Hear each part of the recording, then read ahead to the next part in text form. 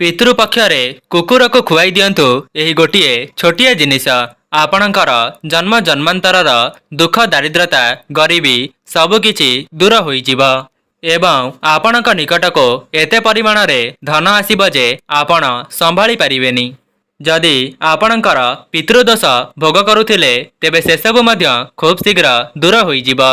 ତା ସହିତ ଆପଣମାନେ ଯେଉଁ ବି କାର୍ଯ୍ୟଟିକୁ କରିବା ପାଇଁ ଅପେକ୍ଷା କରିଥିଲେ ତେବେ ସେସବୁ କାର୍ଯ୍ୟ ମଧ୍ୟ ଆପଣଙ୍କର ଖୁବ୍ ଶୀଘ୍ର ହୋଇଯିବ।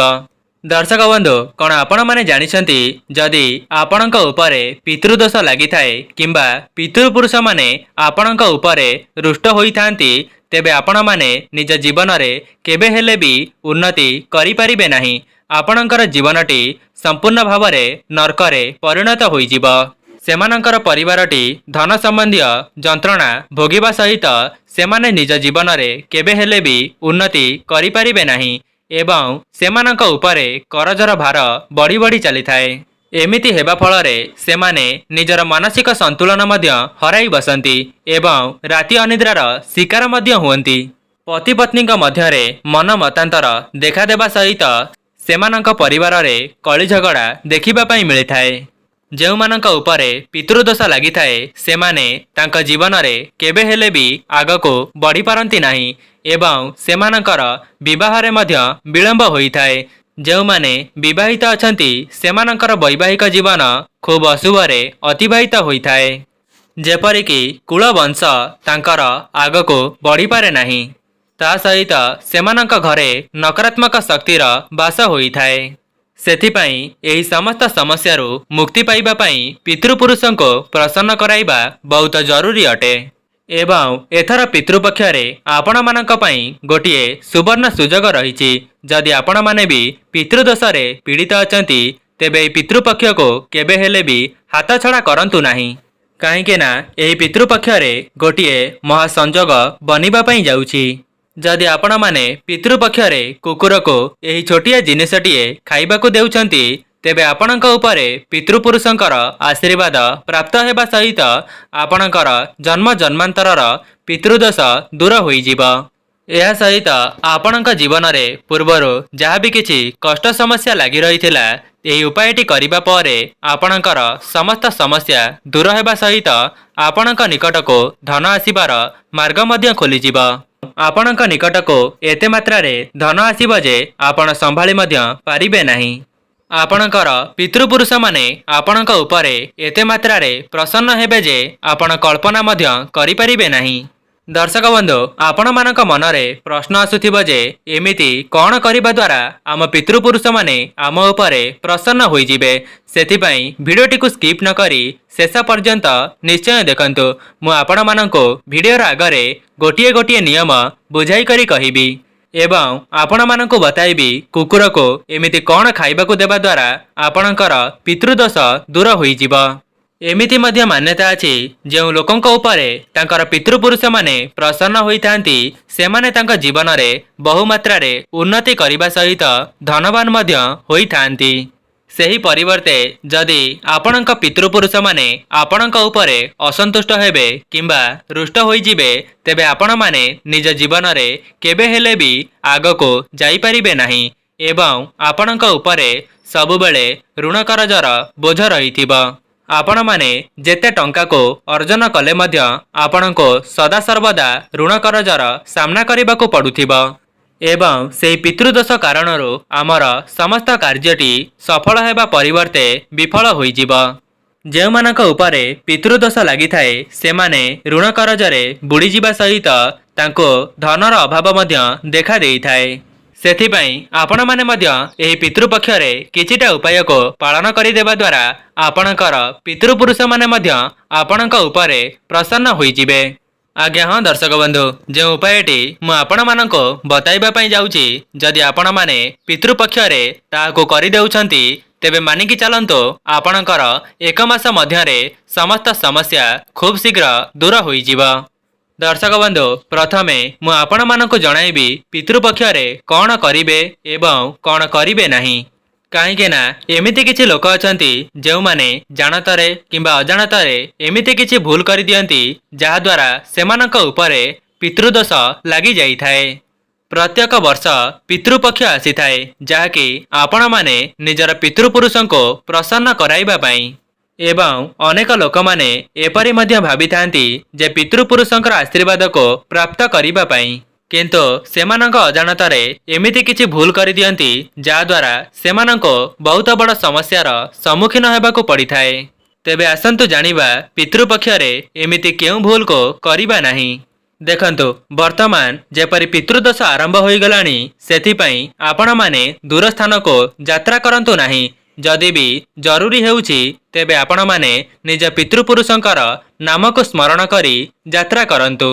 ता सहित आपण माने पितृपक्षरे तामसिक भोजन करंतु नाही अर्थात आपण माने आमिष भक्षण करंतु नाही। काहेकि ना एही पितृपक्षरे आपणकर पितृपुरुष माने आपणक घरे आसी बास करिथांती। जदि आपण माने एही पितृपक्षरे निज घरे माछ मांस को रंधन करिवे तेबे आपणक पितृपुरुष माने आपणक उपरे रुष्ट होई जिवे। दर्शक बंधु आपण माने जानि रखिबा उचित जे पितृपक्षरे 15 दिन पर्यंत आपणक घरे केबे हेले भी कली झगड़ा किंबा मन मतांतर करंतु नाही। एवं जो पितामाता माने यही वीडियोटी को देखुचंती एही पितृपक्षरे निज पिलामानंक उपरे केबे हेले भी हाथ उठांतु नाही किंबा सेमानंको मारंतु नाही। जेमिति कि आपण माने जणे पितामाता अटंती ठीक सेही परी आपणकर पितृपुरुष माने मध्य आपणको निज पिला भली मानि थांती।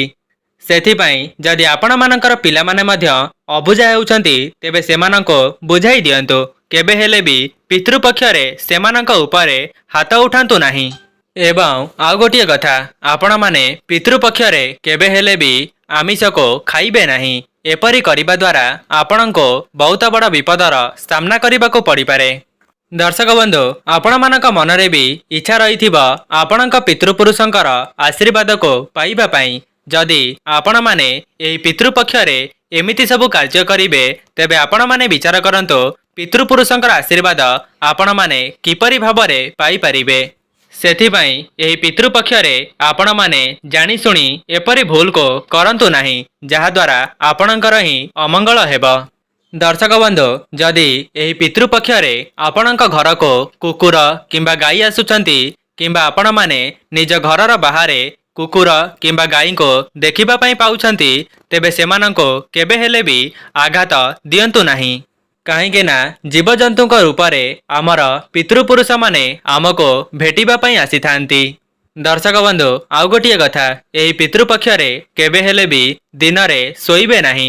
काहेकि ना दिन रे ही आपणक पितृपुरुष माने आपणक घरे आसी बास करिथांती एवं जदि आपण माने दिन बेला सोई पड़िबे तेबे सेमाने आपणक उपरे क्रोधित होई जिवे।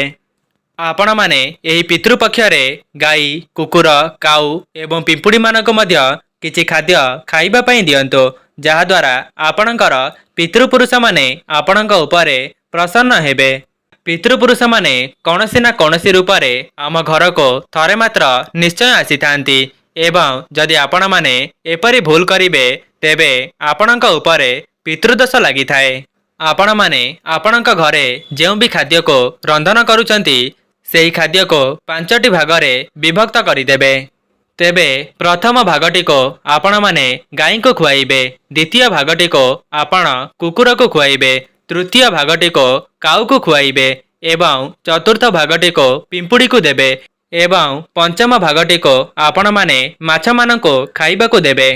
जदि आपण माने काऊ को देबा संभव हेउ नाही तेबे आपण माने निज छात उपरे सेही भोजनटी को रखि दियंतु एवं जदि आपणकर सेही भोजनटी को कौनसी पक्षी आसी खाई दिए तेबे एहा मध्य आपण मानक पई शुभ संकेत होइथाए। एहा परे आपण माने ब्राह्मण को मध्य भोजन कराइबे ता सहित सेमानंको दान दक्षिणा मध्य देबे। दर्शक बंधु जदि आपणकर पितृपुरुष मानकर बंचिथिबा बेले कौनसी जिनिस पसंद थिला जेमिति कि जदि मिठा पसंद थिला तेबे आपण माने कौनसी गरीब गुरुबा लोक मानको किछि मिठा दान करिवे। एही परि भावरे एही पितृपक्षरे किछिटा दान धर्म करिबा द्वारा पितृपुरुष माने आपणक उपरे प्रसन्न होइथांती एवं आपण माने चाहिले गहम चाउल अटा एसबु को मध्य आपण दान करि परिबे। दर्शक बंधु आपण मैंने गोटे कथार ध्यान रखिबे जदि आपणक उपरे पितृपुरुषंकर आशीर्वाद अछि तेबे धन संपत्ति मध्य आपणक आड़को खूब शीघ्र आकर्षित होई आसीबो।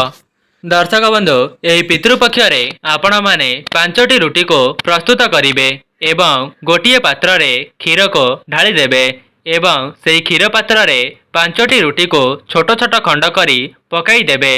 एहा परे आपण माने सेही रुटी को नहीं कौनसी भी कुकुर को खाइबाकू देई देबे एवं खाइबाकू देबा समय रे आपण मानक मनरे एहाको स्मरण रखिबे जे आपणकर पितृपुरुष आपणक उपरे प्रसन्न हुअन्तु एवं आपणको बहुत सारा धन प्राप्त हेउ।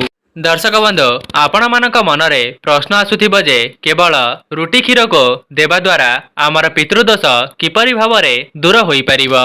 आपण कुकुर को क्षीर सहित रुटी एथिपाई देबे काहेकि ना क्षीर चंद्र एवं लक्ष्मींकर प्रतीक होइथाए एवं कुकुर सेही खाद्यटी को खाइबा द्वारा माँ लक्ष्मींकर आगमन आपणक घर को होइथाए जहा द्वारा आपणकर पितृपुरुष माने मध्य आपणक उपरे प्रसन्न होइजिबे। दर्शक बंधु एहाको करिबा परे आपणकर भाग्य रे परिवर्तन आसीबो एवं आपणक निकट को एते मात्रा रे धन आसीबो जे आपण संभाळी मध्य पारिबे नाही। सेथिपाई जेउ माने भी एही वीडियोटी को देखुचंती एमिति पितृपक्ष को हाथ छड़ा करंतु नाही। जदि आपण माने एहाको हाथ छड़ा करिदेबे तेबे आपणक जीवन रे केबे हेले भी उन्नति आसीबो नाही। काहेकि ना जेउ माने भी आजिर समय रे धनवान होई पारिचंती केवल सेमानक उपरे पितृपुरुष मानकर आशीर्वाद थिबा हेतु सेमाने आजिका समय रे धनवान होई पारिचंती एवं आपण माने जेते ऋण करजरे बुड़ीथिले मध्य एही उपायटी करिबा परे जदि आपणको पितृपुरुषंकर आशीर्वाद मिली जाए तेबे आपण माने मध्य धनवान होई पारिबे। दर्शक बंधु जदि आपणक घरे केही रोग व्याधि रे पीड़ित अछंती तेबे थरे मात्र एही उपायटी को पालन करी देखंतु एहा द्वारा आपणकर ही मंगल हेबो।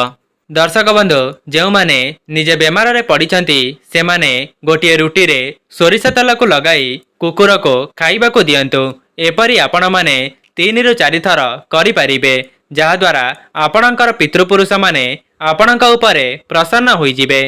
दर्शक बंधु जदि कौनसी कला कुकुर आपणको मिली जाउची तेबे निश्चित भावरे एही उपायटी को परीक्षा करी देखिबे काहेकि ना सोरिष तेलटी जमराज एवं शनिदेवंकर प्रिय होइथाए एवं एही उपायटी पालन करिबा द्वारा आपणक उपरे जदि शनिदशा पड़िथाए तेबे से सब मध्य खूब शीघ्र दूर होई जिबा। दर्शक बंधु जेउ मानकर विवाह रे विलंब आसुची किंबा पति पत्नी मध्यरे मन मतांतर देखा देउची तेबे उपायटी को थरे मात्र परीक्षा करी देखिबे तेबे से उपायटी हेउची आपण माने पितृपक्ष रे गोटिए रुटी को नहीं ता उपरे महू लगाई देबे। सेही रुटी रे महू को लगाई सारी आपण माने निज पितृपुरुषों को अर्पण करिदेबे एवं अर्पण करि सारिबा परे सेही रुटीटी को नहीं कुकुर मानक मध्यरे बांटी करी खाइबाकू देई देबे। एपरी करिबा द्वारा जेउ मानकर विवाह रे विलंब आसुतिला सेमानकर विवाहटी खूब शीघ्र होई जिवो एवं विवाहित लोक मानकर वैवाहिक जीवन सुखमय होइथाए एवं जदि आपणकर संतान संततिकर कामना रखिथिले तेबे आपणको संतान संतति मध्य प्राप्त हेबे। दर्शक बंधु एबे आसंतु जानिबा आपण माने ऋण करजरो मुक्ति पाइबा पई केउ सब उपाय को करि परिबे। दर्शक बंधु जे उपायटी मु आपण मानको बताइबा पई जाउची आपण माने पितृपक्ष रे प्रत्येक दिन एही कार्यटी को निश्चय करंतो एवं एही कार्यटी को करिबा द्वारा आपणकर समस्त ऋण करज सुझी जिबा सहित आपणक निकट को धन आसीबार मार्ग मध्य खोली जिबो। तेबे से उपायटी हेउची आपण माने गोटिए रुटी उपरे किछि गुड़ लगाई प्रत्येक दिन पितृपुरुषों को अर्पण करिवे एवं पितृपुरुषों को अर्पण करि सारिबा परे सेही गुड़ लागितिबा रुटीटी को आनी कुकुरों को खाइबाकू देई देबे। एपरी आपण माने संपूर्ण पितृपक्ष रे करिकि देखंतु एवं एहाको करिबा द्वारा 1 मास मध्यरे आपणकर समस्त धनजनित समस्या दूर हेबा सहित आपण माने धनवान होई परिबे। दर्शक बंधु जो माने भी एही वीडियोटी को देखुचंती जदि पितृपक्ष समय रे आपणक निकट रे एही वीडियोटी पहुंची सारिछि तेबे बहु मात्रा रे शेयर करंतु ଯାହାଦ୍ୱାରା ଆପଣମାନେ ମଧ୍ୟ ଅନ୍ୟମାନଙ୍କର ସାହାଯ୍ୟ କରିପାରିବେ। ଯଦି ଆପଣମାନଙ୍କୁ ଏହି ଭିଡ଼ିଓଟି ଭଲ ଲାଗିଥାଏ ଭିଡ଼ିଓଟିକୁ ଲାଇକ୍ କରି ଚ୍ୟାନେଲଟିକୁ ସବସ୍କ୍ରାଇବ୍ କରିଦେବେ ଏବଂ କମେଣ୍ଟ ବକ୍ସରେ ଜୟ ମା ଲକ୍ଷ୍ମୀ ଜୟ ଜଗନ୍ନାଥ ଅବଶ୍ୟ ଲେଖିଦିଅନ୍ତୁ।